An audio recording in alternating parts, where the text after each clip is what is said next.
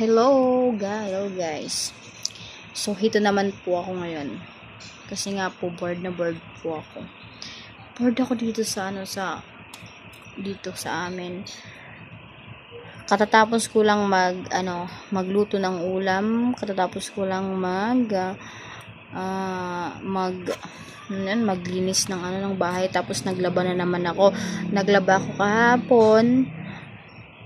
Then, may labahan na naman ngayon. So, ganun talaga. Ang buhay. Hanggang taglalaban na lang. Charot lang. So, parang baka mo guys, nakakamiss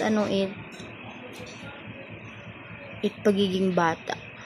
I mean, balikon ang mga panahon na mga bata pala kita. Waray problema na giniisip, natin giniisip lang. Mag-iinuyag kita, maglalaro tayo sa labas. Maglalaro ng Chinese garter, yun. Magdadakop-dakupay, tapos magbibiling-biling, Chinese garter. Yun ba yung mga laro nung bata pa?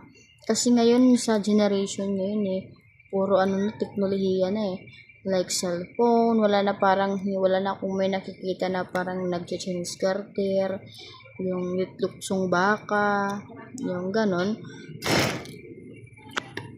Wala na kasi puro cellphone, maglalaro sa cellphone, nanonood ng mga kung ano-ano. Diyan na yung nila, umiikot yung mundo nila, charot mundo. Hindi, yung buong mag-araw nila diyan na lang. Pero actually, mas maganda talaga yung dati. Yung dating yung laro, yung wala pang cellphone. Kasi, nai-exercise yung mga katawan. Parang nai-exercise. Ganon. Tsaka maganda din yan sa katawan. Kasi yung mga, nagaganon yung mga, ugat. Tagalog, ugat. Na-stretch. No? Pero yan dire na stretch mga ugat. Kay ada na kay cellphone at makabataan niya na cellphone na gudla. Nagiginitahit YouTube. Uuyag, harus tikang umaga hanggang sa gabi nagkikinita YouTube, nagiinuyag.